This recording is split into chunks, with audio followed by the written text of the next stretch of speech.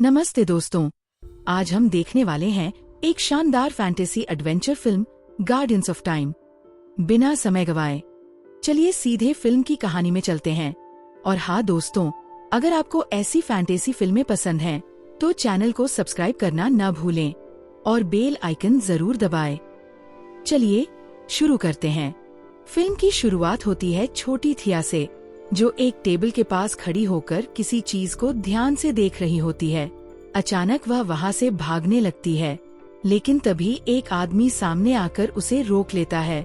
दरअसल थिया को अक्सर ऐसे अजीब सपने आते रहते हैं। इन सपनों में वह एक घने जंगल के बीच होती है, युद्ध के कपड़े पहने हुए। वह अपनी बहन और कजिन्स के साथ मिलकर लड़ रही होती है। उसके हाथ में धनुष और तीर होते हैं।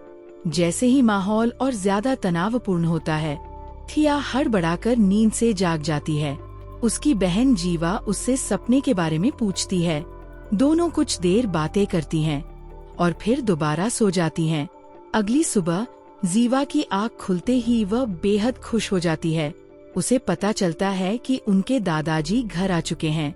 वह दौड़ कर जाती है और उन्हें जोर से गले लगा लेती है। वहीं दूसरी तरफ थिया बाहर धनुष बाण की प्रैक्टिस कर रही होती है, अपने निशाने को और भी परफेक्ट बना रही होती है। तभी उसकी माँ आकर बताती है कि दादाजी घर आ गए हैं। इसके बाद पूरा परिवार नाश्ते के लिए इकट्ठा होता है। नाश्ते के दौरान जीवा और दादाजी के बीच बरमूडा ट्रायंगल में जहाजों और हवाई जहाजों के रहस्यमयी गायब होने को लेकर बातचीत होती है। इसी बीच उन्हें बाहर एक गाड़ी खड़ी दिखती है। सब लोग भागकर बाहर जाते हैं और अपने कजिन से मिलते हैं। रूबी, डेजी और उनकी माँ, लड़कियां एक दूसरे को खुशी खुशी गले लगाती हैं। थोड़ी ही देर में चारों मिलकर धनुष बाण का खेल शुरू कर देती हैं। हंसते हुए निशाने पर तीर चलाती हैं। कुछ देर बाद थिया कहती है, ठीक है, अब अगला गेम रेस होगा। लेकिन यह सुनते ही जीवा का गुस्सा फूट पड़ता है। वह पहले से ही खुद को दूसरों से कम समझती थी। उसे लगता है कि वह कद में छोटी है और रेस जीतने का उसके पास कोई मौका नहीं है। गुस्से और झुंझलाहट में वह सब पर चिल्लाती है और वहां से चली जाती है, अपने ही डर और असुरक्षाओं से जूझते हुए। थोड़ी देर टहलते टहलते उसकी नजर दादाजी के कमरे पर पड़ती है, जिसका दरवाजा हल्का सा खुला हुआ होता है। दादाजी ने सख्त मना किया था कि कोई भी उनके कमरे में न जाए, लेकिन फिर भी जीवा खुद को रोक नहीं पाती और अंदर झांक लेती है। अंदर का नजारा देखकर वह हैरान रह जाती है। कमरा हर तरह की घड़ियों से भरा होता है। घड़ियां, कलाई घड़ियां और अजीब अजीब मशीनें, हर एक पहले से ज्यादा अनोखी। उधर बाहर रूबी रेस की फिनिश लाइन तय कर चुकी होती है। रेस डेजी और थिया के बीच होनी होती है। जैसे ही रेस शुरू होने वाली होती है, जीवा की नजर कमरे के कोने में रखी एक अजीब सी घड़ी पर पड़ती है। उस घड़ी में 4 सुइयां होती हैं। उनमें से 2 सुइयां डेजी और थिया की रेस में पोजीशन के हिसाब से चल रही होती हैं। तभी एक सुई अचानक तेजी से घूमती है और वापस झटके से रुक जाती है। उसी पल थिया को एक झलक दिखाई देती है। डेजी आगे एक पत्थर से ठोकर खाने वाली है। थिया तुरंत होश में आती है, तेजी से दौड़ती है और डेजी को गिरने से पहले ही पकड़ लेती है। रूबी और डेजी हैरान रह जाती हैं, आंखें फाड़कर पूछती हैं, तुमने इतनी जल्दी कैसे रिएक्ट किया? तीनों लड़कियां यह बात करते हुए घर के अंदर जाती हैं। उधर जीवा शेल्फ से एक पुरानी किताब उठा लेती है। जैसे जैसे वह उसके पन्ने पलटती है, उसे किसी के आने की आहट सुनाई देती है। घबरा कर वह जल्दी से पर्दे के पीछे छिप जाती है, लेकिन वहाँ कोई और नहीं, दादाजी होते हैं। वह जीवा को तुरंत देख लेते हैं और शांति से कहते हैं, बाहर आ जाओ। जब दादाजी की नजर जीवा के हाथ में पकड़ी किताब पर पड़ती है, तो उनके चेहरे के भाव नरम पड़ जाते हैं। वह कहते हैं, ये किताब बहुत खास है, तुम इसे अपने पास रख सकती हो, लेकिन इसका ख्याल जरूर रखना। इतना कहकर वह किताब और उसके साथ एक और चीज जीवा के बैग में रख देते हैं। फिर जीवा को एक शांत लेकिन गहरी नजर से देखते हैं, जैसे बहुत कुछ बिना कहे समझा रहे हों। कुछ देर बाद पूरा परिवार एक जरूरी काम से बाहर चला जाता है। अब घर में शांति बनाए रखने की जिम्मेदारी थिया पर होती है, लेकिन लड़कियां फिर से वही करने लगती हैं। रेस वाला गेम दोबारा शुरू, और जीवा हमेशा की तरह उसका इंफीरियोरिटी कॉम्प्लेक्स फिर से हावी हो जाता है। गुस्से में बिना कुछ सुने वह झुंझलाकर वहाँ से चली जाती है। थिया आंखें घुमाती है, लेकिन उसे जीवा की हालत समझ आती है। वह उसे देखने अंदर जाती है। दरवाजा खोलते ही वह जीवा को देखती है, जो दादाजी की दी हुई किताब में पूरी तरह डूबी हुई होती है। थिया धीरे से आह भरती है, पास जाकर माफी मांगती है, और यही जीवा को शांत करने के लिए काफी होता है। इसके बाद दोनों बाहर आती हैं। थिया गर्व से कजिन्स को बताती है कि ये किताब उन्हें दादाजी ने दी है, लेकिन यह सुनते ही रूबी और डेजी के चेहरे उड़ जाते हैं।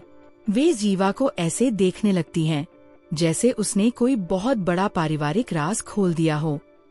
उन्हें यकीन ही नहीं होता, दादाजी ने कभी भी अपने रिसर्च के बारे में किसी से कुछ नहीं बताया था। वह सब कुछ इतने सख्त तरीके से छुपाकर रखते थे, जैसे कोई बहुत बड़ा खजाना हो।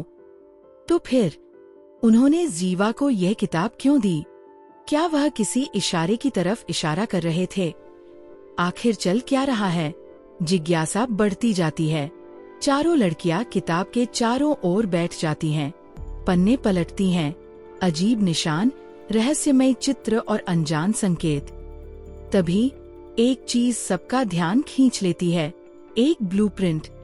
थिया उसे धीरे धीरे खोलती है और उसकी आंखें हैरानी से खैल जाती हैं।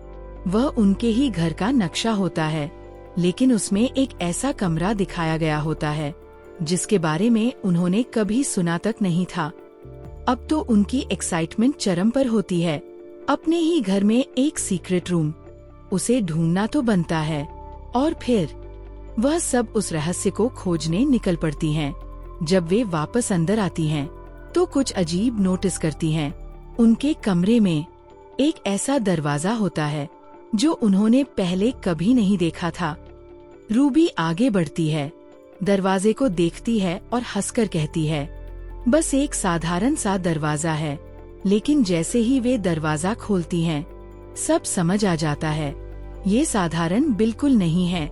अंदर एक कमरा होता है जो साइंटिफिक मशीनों से भरा पड़ा होता है, और सबसे ऊपर छत पर घूमता हुआ एक अजीब पावर सोर्स, जो बिल्कुल एक छोटे से ग्रह जैसा दिखता है। जैसे ही वे अंदर कदम रखती हैं, पीछे से दरवाजा जोर से बंद हो जाता है। सब घबरा जाते हैं, लेकिन थिया की नजर सामने लगी एक शीशे पर पड़ती है। उसमें उसकी परछाई अजीब तरीके से झिलमिलाने लगती है। वह हैरान होकर देखती है, क्या ये टाइम पोर्टल है? फिर खुद को समझाती है, नहीं, ये कोई इल्यूजन होगा। इधर रूबी हार मानने वालों में से नहीं है।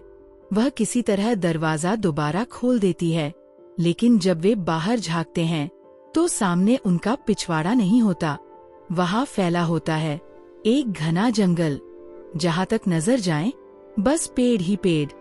वे दरवाजा जोर से बंद करते हैं, फिर दोबारा खोलते हैं, लेकिन नहीं, अब भी वही जंगल। तभी जीवा, जो इस इंतजार से तंग आ चुकी होती है, एक ऐसा फैसला लेती है जो सबको चौंका देता है। बिना एक पल सोचे वह सीधे जंगल में कदम रख देती है।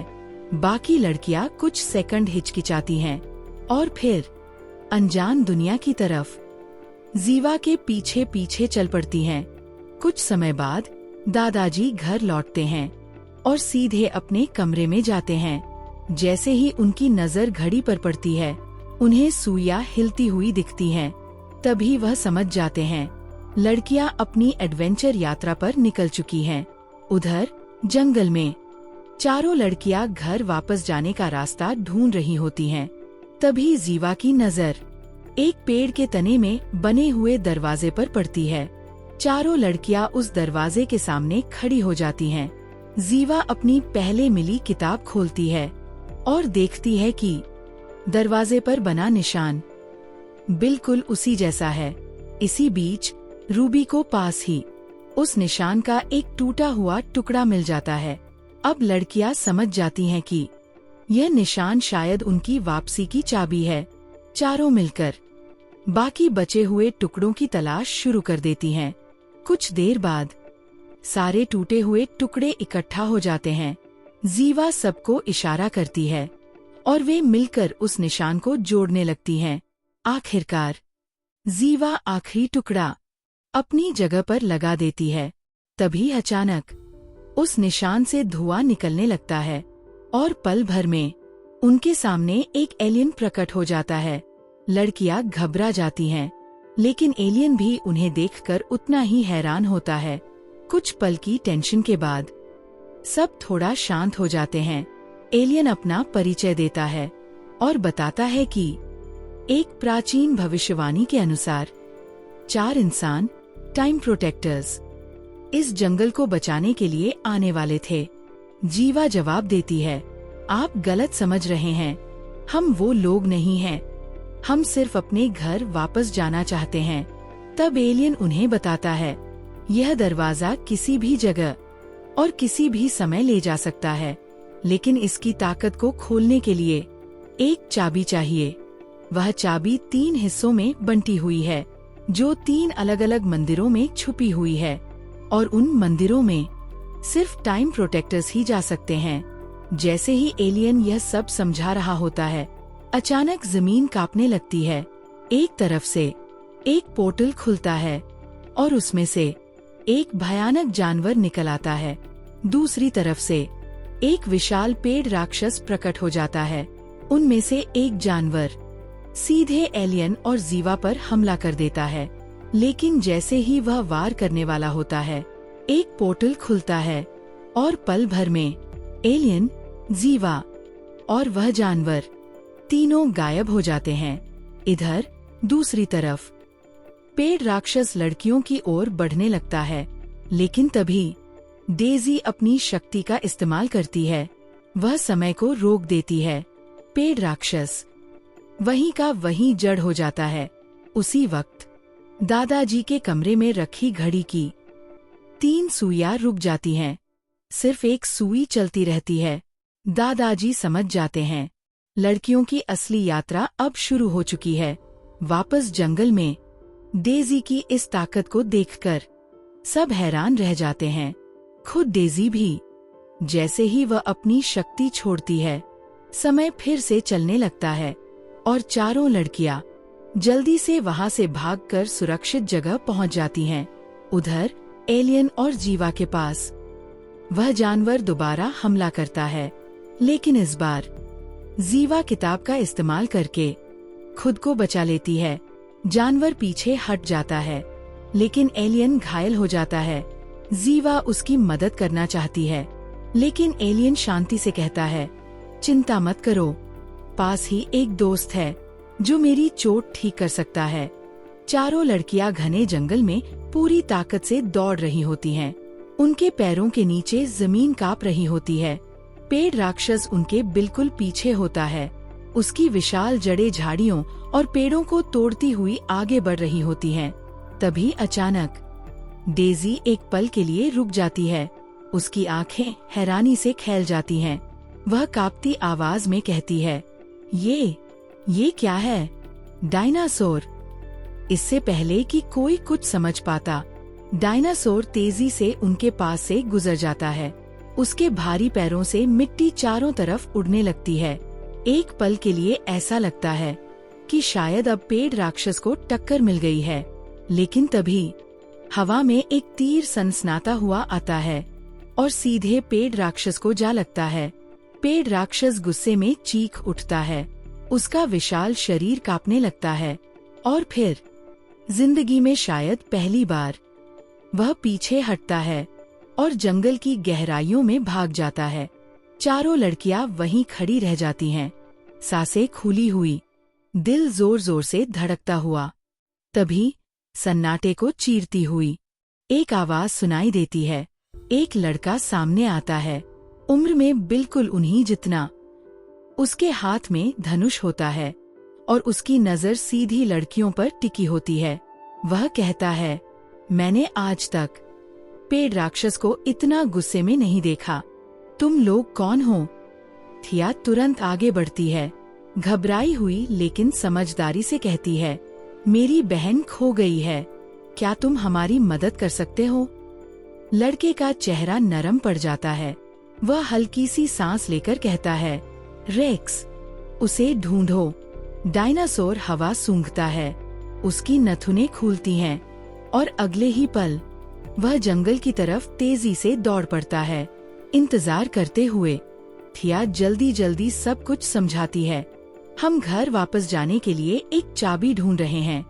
हमें पता चला है कि वह चाबी 3 टुकड़ों में टूटी हुई है और 3 अलग अलग मंदिरों में छुपी है। ये सुनते ही लड़के की आंखों में चमक आ जाती है।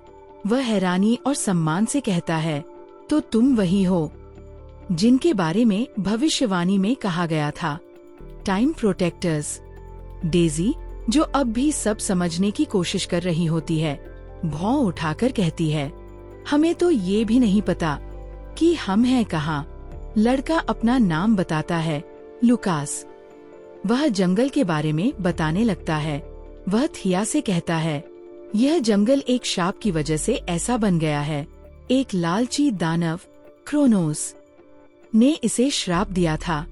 इस शाप ने जंगल को एक जेल बना दिया है जहां अलग अलग समय से आए राक्षस फंसे हुए हैं। वह यह भी बताता है कि उसका पालतू डायनासोर भी इसी शाप की वजह से यहाँ आ पहुंचा था। आगे बढ़ते हुए लुकास कुछ मूर्तियों की तरफ इशारा करता है। वह कहता है, ये 4 लड़कियां, यही हैं टाइम प्रोटेक्टर्स। भविष्यवाणी में लिखा है कि यही चारों आकर क्रोनोस को हराएंगी और इस जंगल को बचाएंगी। थिया मूर्तियों को देखती है। उसका दिल तेजी से धड़कने लगता है क्योंकि वे मूर्तियां बिल्कुल उन्हीं जैसी दिखती हैं। इधर दूसरी तरफ जीवा एक अजीब हल्की रोशनी वाले कमरे में पहुंचती है। वहां एक चुड़ैल होती है जो एलियन की चोटों का इलाज कर रही होती है। वापस जंगल में लुकास एक पुरानी कहानी सुनाता है। वह कहता है, थिया, तुम्हारे दादाजी के पास भी शक्तियाँ थीं और तुम चारों के पास भी वही शक्तियाँ हैं। बस तुम्हें अपनी ताकतों को पहचानना है। आखिरकार वे सब एक भव्य महल के सामने पहुंच जाते हैं। लुकास एक छोटा सा डिब्बा उठाता है। उसमें से वह एक छोटा सा हैंडल निकालता है और थिया को थमा देता है। जैसे ही थिया उसे अपने हाथ में लेती है, उसके पूरे शरीर में ऊर्जा की एक लहर दौड़ जाती है और देखते ही देखते वह हैंडल उसके हाथों में बदलने लगता है। पल भर में वह एक चमकदार आधुनिक धनुष में बदल जाता है। ठीक उसी समय थिया के कपड़े भी बदलने लगते हैं। अब वह एक योद्धा की पोशाक में होती है, मजबूत, आत्मविश्वास से भरी और युद्ध के लिए पूरी तरह तैयार। इस नए रूप में थिया पहले से भी ज्यादा खूबसूरत लगती है। उसकी ताकत और गरिमा हर नजर को अपनी ओर खींच लेती है। लुकास पूछता है, अगला कौन आएगा? ये सुनते ही दोनों कजिन्स एक साथ अपने हाथ उठा देती हैं। उधर डायनासोर हवा सूंघता है। उसे जीवा की खुशबू मिल जाती है और वह उसी दिशा में आगे बढ़ने लगता है। इधर चुड़ैल जीवा के चेहरे पर छाई उदासी नोटिस कर लेती है। वह पूछती है, तुम इतनी दुखी क्यों लग रही हो? जीवा हल्की सी आह भरती है और कहती है, मेरी बहन मुझे ढूंढ रही होगी और वह बहुत ज्यादा चिंता करती है। चुड़ैल समझदारी से सिर हिलाती है, फिर जीवा को एक चमकता हुआ जादुई गोला दिखाती है। वह समझाती है, तुम जो भी सोचोगी यह गोला वही दिखाएगा। जीवा उस गोले को ध्यान से देखती है। जैसे ही वह बरमूडा ट्रायंगल के बारे में सोचती है, गोला चमक उठता है। उसमें सालों से गायब हुए सभी जहाज और हवाई जहाज दिखाई देने लगते हैं, जो सब इसी जंगल में कहीं खो गए होते हैं। फिर जीवा अपनी बहन के बारे में सोचती है। गोला बदल जाता है। अब उसमें उसकी बहन और बाकी सब हंसते हुए खुश नजर आते हैं। यह देखकर जीवा का दिल कठोर हो जाता है। उसके भीतर गुस्सा भरने लगता है। उसे लगता है कि उन्होंने उसे भूल ही गया है। जीवा की बेचैनी को महसूस करते हुए एलियन धीमी आवाज में कहता है, अगर तुम्हारी शक्ति जाग गई तो वह उनकी ताकत से भी कहीं ज्यादा होगी। जीवा की आंखों में जिद की चमक आ जाती है। वह पूछती है, मैं इसे कैसे पा सकती हूँ? एलियन मुस्कुराता है। वह कहता है, 3 मंदिर हैं और उनमें 3 क्रिस्टल, सिर्फ टाइम प्रोटेक्टर्स उन मंदिरों में जा सकते हैं। इसके बाद वह अपनी शक्ति से एक चमकता हुआ रास्ता बनाता है और जीवा को एक मंदिर तक ले जाता है। वह चेतावनी देता है, लेकिन अंदर तुम्हें अकेले जाना होगा। जीवा आगे बढ़ती है। वह एक विशाल रेगिस्तान जैसी जगह में पहुंच जाती है। उस वीरान माहौल के बीच एक प्राचीन और भव्य मंदिर अकेला खड़ा होता है। जीवा मंदिर के अंदर जाती है। अंदर उसे एक डिब्बा नजर आता है, हल्की रोशनी में चमकता हुआ। वह जल्दी से दादाजी की पुरानी किताब खोलती है और पढ़ती है क्रिस्टल का वर्णन, जो उसी डिब्बे के अंदर होता है। जैसे ही जीवा उस डिब्बे के पास पहुंचती है, अचानक जमीन कांपने लगती है। चारों तरफ रखी मूर्तियां दरकने लगती हैं और टूटकर नीचे गिरने लगती हैं। घबराकर जीवा सहसा रुक जाती है और उसी पल सब कुछ थम जाता है। टूटती हुई मूर्तियां हवा में ही रुक जाती हैं। जीवा धीरे धीरे पीछे हटती है और जैसे जैसे वह पीछे जाती है, मूर्तियों के टुकड़े खुद ब खुद फिर से जुड़ने लगते हैं। तभी जीवा को एहसास होता है, उसके पास समय को आगे और पीछे ले जाने की शक्ति है। यह समझते ही वह डिब्बे के चारों ओर धीरे धीरे पीछे की ओर चलने लगती है और जैसे ही वह पीछे हटती है, डिब्बे पर लगी जंग गायब होने लगती है। वह चमकने लगता है, मानो बिल्कुल नया हो। जीवा के हाथ में अब चाबी होती है। वह डिब्बा खोलती है और उसके अंदर से क्रिस्टल निकाल लेती है। उधर लुकास बाकी 3 लड़कियों को दूसरे मंदिर की ओर ले जाता है, लेकिन वहां पहुंचते ही उसे निराशा होती है। वह अंदर नहीं जा सकता, इसलिए थिया, डेजी और रूबी तीनों अकेले ही आगे बढ़ती हैं। जैसे ही वे एक पुराने जर्जर पुल को पार करती हैं, अचानक रूबी रुक जाती है। उसकी आंखें एकदम खाली सी हो जाती हैं। उसे कुछ दिखाई देने लगता है, बचपन की यादें एकदम साफ, यहाँ तक कि तारीख और समय तक। तभी उसे सब समझ आ जाता है। डेजी को भी पहले कुछ ऐसा ही महसूस हुआ था, जब उसने समय को रोक दिया था। अब सच्चाई साफ हो जाती है। डेजी के पास वर्तमान को नियंत्रित करने की शक्ति है और रूबी के पास अतीत को देखने और बदलने की। रूबी की ताकत का इस्तेमाल करते हुए वे जल्द ही मंदिर के अंदर छुपा हुआ एक और क्रिस्टल ढूंढ निकालती हैं। उस रात लुकास उनके लिए एक कैंप और टेंट तैयार करता है, लेकिन मौसम अचानक बदलने लगता है। आसमान में काले बादल घूमने लगते हैं। बिजली जोर जोर से चमकने लगती है। थिया घबराकर लुकास से पूछती है, ये सब क्या हो रहा है? लुकास आसमान की ओर देखकर गहरी सांस लेता है। वह कहता है, वो एक ड्रैगन है, क्रोनोस का सेवक। वह उन बादलों में कैद है। तीनों क्रिस्टल अलग अलग मंदिरों में रखे गए हैं, लेकिन जैसे ही कोई एक क्रिस्टल मंदिर से बाहर जाता है, ड्रैगन आजाद हो जाता है। इधर चुड़ैल के ठिकाने पर वही काले बादल ऊपर मंडरा रहे होते हैं। अंदर चुड़ैल गर्व से जीवा को वह क्रिस्टल दिखाती है जो उसने मंदिर से निकाला था। पास खड़ा एलियन शांति से जीवा से कहता है कि वह उसकी बहनों को ढूंढकर वापस ले आएगा। उसके जाने के बाद चुड़ैल चमकता हुआ क्रिस्टल जीवा के हाथ में रख देती है। जैसे ही क्रिस्टल उसकी त्वचा को छूता है, जीवा की शक्तियाँ बेकाबू होकर फूट पड़ती हैं। वह ताकत उसके लिए बहुत ज्यादा होती है। जीवा कमजोर महसूस करने लगती है। जब वह दोबारा इधर उधर देखती है तो चुड़ैल वहाँ नहीं होती। तभी हवा ठंडी हो जाती है। अंधेरे से एक विशाल साया उभरता है और सामने आता है एक भयानक ड्रैगन। जीवा का दिल जोर जोर से धड़कने लगता है और उसी पल उसकी पूरी शक्ति विस्फोट की तरह बाहर निकल जाती है। एक ऐसी ताकत जिस पर उसका कोई नियंत्रण नहीं होता। यहीं पर एक बड़ा ट्विस्ट सामने आता है। लुकास जिस ड्रैगन की बात कर रहा था, असल में वही ड्रैगन वो चुड़ैल खुद थी।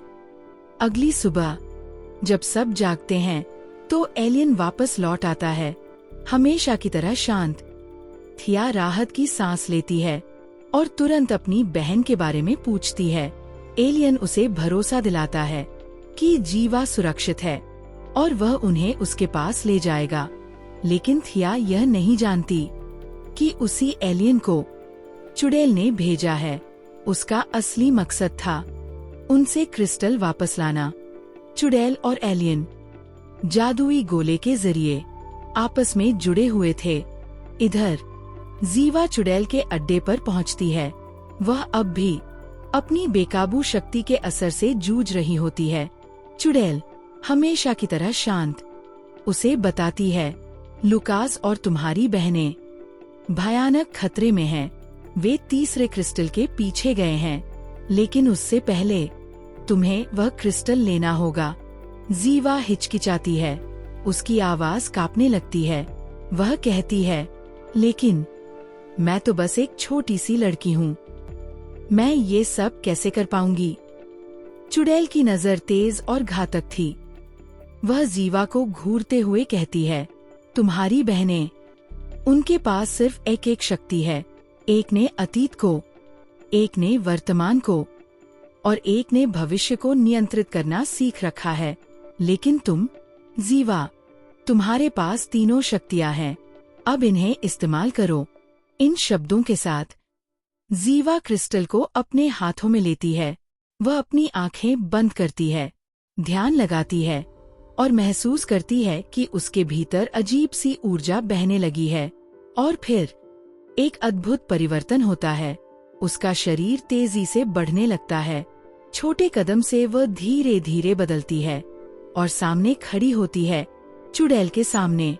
अब वह बच्ची नहीं रही, बल्कि एक शक्तिशाली 20 साल की योद्धा बन चुकी थी। इधर दूसरी तरफ लुकास और बाकी लड़कियां तीसरे मंदिर की ओर अपने सफर को जारी रखते हैं। हवा में एक अजीब सी तनाशाही है। सन्नाटा पसरा है, बस उम्मीद और डर की हल्की गूंज बाकी है। थिया अचानक चुप्पी तोड़ती है। वह सवाल पूछती है, पिछली बार तुमने क्रोनोस को कैसे हराया था? लुकास अपनी चाल धीमी करता है और उन्हें घूरता है। तुम्हारे दादाजी ने अपनी शक्ति का इस्तेमाल करके क्रोनोस को एक पत्थर में कैद कर दिया था, लेकिन यह सुनिश्चित करने के लिए कि वह कभी लौट न सके, उन्होंने उस पत्थर को 4 टुकड़ों में तोड़ दिया। जब तक ये टुकड़े अलग रहेंगे, क्रोनोस कभी भाग नहीं सकता। थिया इस रहस्य को सुनकर स्तब्ध रह जाती है।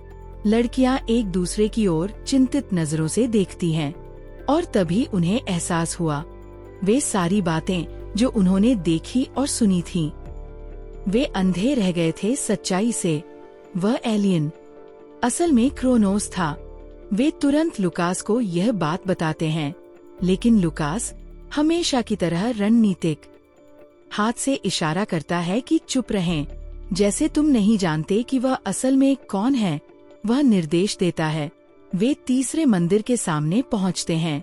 हर कदम के साथ तनाव और बढ़ता जा रहा था, लेकिन तभी जीवा मंदिर से बाहर आती है।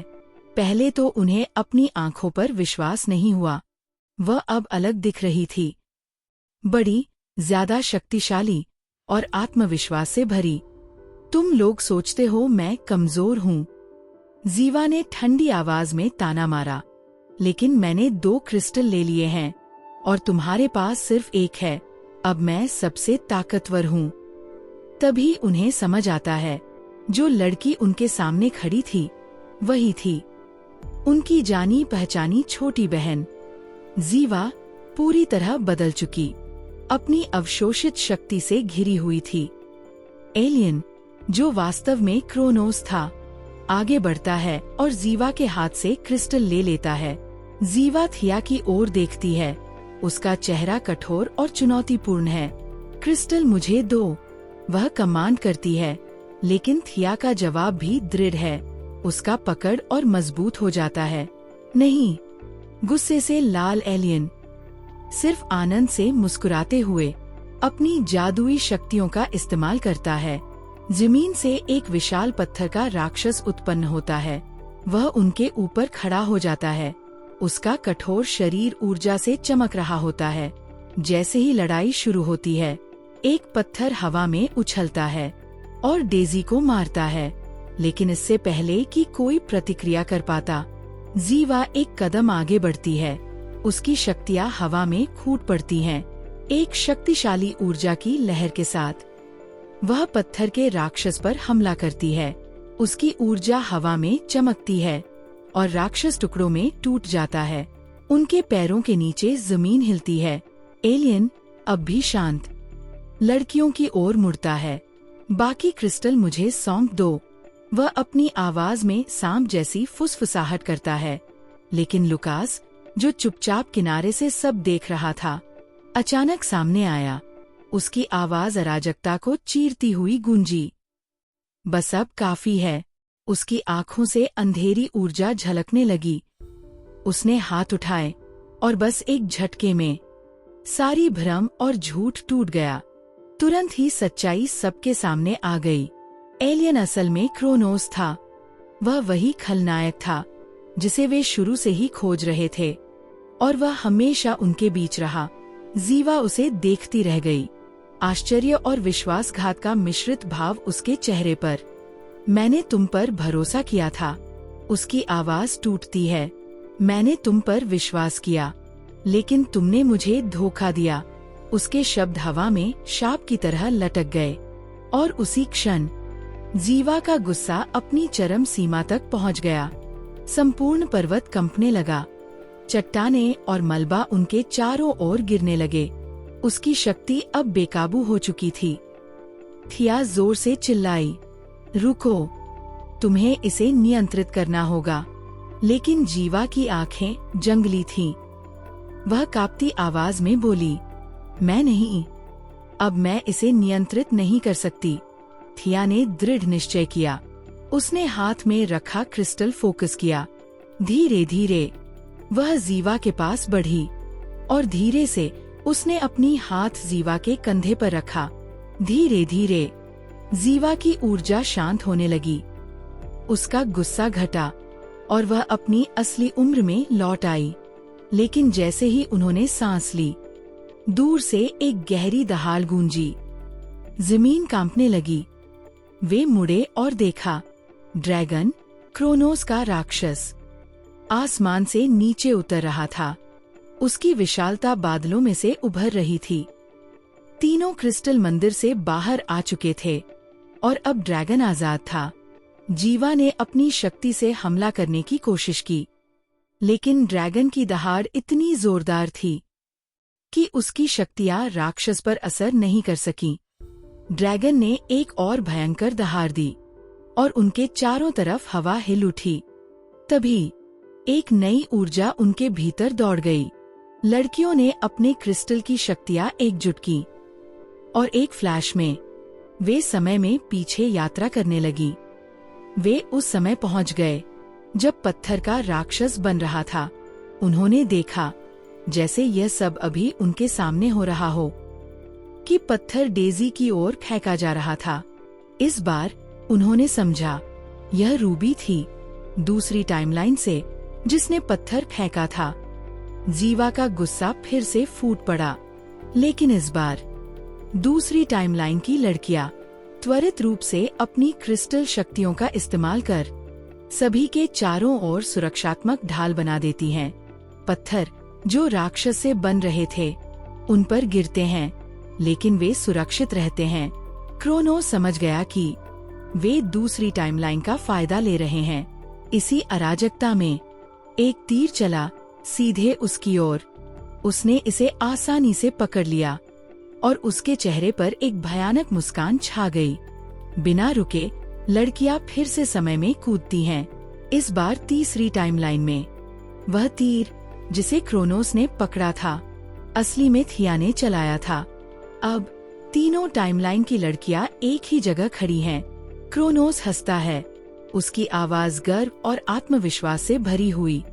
तुम सोचते हो तुम्हारे छोटे छोटे झांसे मुझ पर काम करेंगे? थिया खड़ी रहती है, दिमाग दौड़ रहा है। हम उसे क्यों नहीं हरा पा रहे? वह सोचती है। क्रोनोस उसकी उलझन महसूस कर बताता है, ये 3 क्रिस्टल अतीत, वर्तमान और भविष्य की शक्तियों को समेटे हुए हैं, लेकिन मेरे पास भविष्य का क्रिस्टल है, इसलिए मैं जो होने वाला है उसे देख सकता हूँ और तुम्हारे छोटे छोटे खेलों से बच सकता हूँ। क्रोनोस की नजरें और भी अंधेरी हो गईं। इन 3 क्रिस्टलों को मिलाकर तुम्हें शायद मुझसे जीतने की शक्ति मिल सकती है, लेकिन यही तो मैं हमेशा से चाहता था कि उन्हें बर्बाद कर दूं। एक दुष्ट मुस्कान के साथ क्रोनोस ने भविष्य के क्रिस्टल को तोड़ दिया। उसके टुकड़े चारों ओर बिखर गए। लड़कियां स्तब्ध रह गईं, लेकिन उसी क्षण डेजी की शक्ति फूट पड़ी। उसने वर्तमान को रोक दिया। सभी के लिए समय थम गया। सिर्फ लड़कियां ही चल सकती थीं। वहां हर ओर संशय और उलझन फैल गई। अब हम क्रोनोस को कैसे हरा पाएंगे? वे सोचने लगी।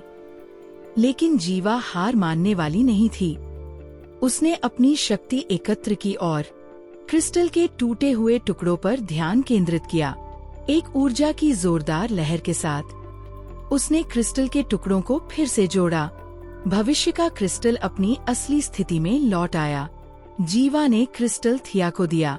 थिया की आंखों में आश्चर्य और कृतज्ञता झलक रही थी। थिया ने आंखें बंद की, अपनी शक्ति में उतर गई। वह पहली टाइमलाइन में वापस चली गई, जहां उसने कुछ महत्वपूर्ण देखा था। अब वह अपने दादाजी के कमरे में खड़ी थी। मेज पर एक प्लेट रखी थी। अब वह जान गई थी, यही प्लेट थी जो क्रिस्टलों को जोड़ने की चाबी थी। जैसे ही वह इसे छूने की कोशिश करती है, पीछे से एक साया मंडराता है। क्रोनोस प्लेट की तलाश में आया, लेकिन जैसे ही उसने देखा कि थिया के दादाजी आ रहे हैं, वह तुरंत भाग खड़ा हुआ। थिया के दादाजी ने समझा कि वह भविष्य से आई है। मैंने ये प्लेट तुम्हारी बहन को दी थी, यह उसके बैग में है। थिया तुरंत वर्तमान में लौटी और दौड़ते हुए जीवा से बोली, प्लेट तुम्हारे बैग में है। तभी ड्रैगन उनके ऊपर वहशी आंखों से उतर आया, लेकिन लुकास का पेट डायनासोर तुरंत कूद पड़ा। ड्रैगन पर हमला किया और भारी धमाका और ध्यान भटकाव पैदा किया। अराजकता में लड़कियां तीनों क्रिस्टल प्लेट पर रख देती हैं। जैसे ही क्रिस्टल प्लेट पर लगे, एक अविश्वसनीय ऊर्जा की लहर फूट पड़ी। संपूर्ण क्षेत्र एक चमकदार प्रकाश में डूब गया। क्रोनोस की दुष्ट शक्ति बिखर गई। ड्रैगन अब शक्तिहीन नीचे गिर पड़ा और मिट गया। लड़कियां लुकास और उसके डायनासोर की ओर मुड़ी। सभी ने एक साथ कहा, धन्यवाद। वे उनके मदद के लिए सच्चे दिल से आभारी थीं। लड़कियों ने पुनर्स्थापित क्रिस्टल का इस्तेमाल किया और एक पोर्टल सक्रिय किया। सभी मिलकर घर लौट आए। जब वे अपने दुनिया में लौटे, उनके दादाजी ने उन्हें गले लगाया। तुमने कर दिखाया। उनकी आवाज में गर्व झलक रहा था। तुमने भविष्य को बचाया। मुझे तुम पर बहुत गर्व है। और इसी के साथ उनकी अद्भुत साहसिक यात्रा का अंत हुआ। उम्मीद है आपको ये वीडियो पसंद आया होगा। आप सुपर पावर्स के बारे में क्या सोचते हैं? मेरी मानना है कि सच्ची सुपर पावर होती है टैलेंट और स्किल। कुछ लोग इन्हें जन्म से पाते हैं और कुछ लोग मेहनत करके इन्हें विकसित करते हैं। अपने विचार और सुझाव कमेंट्स में जरूर बताइए। देखने के लिए धन्यवाद। अलविदा और ध्यान रखना।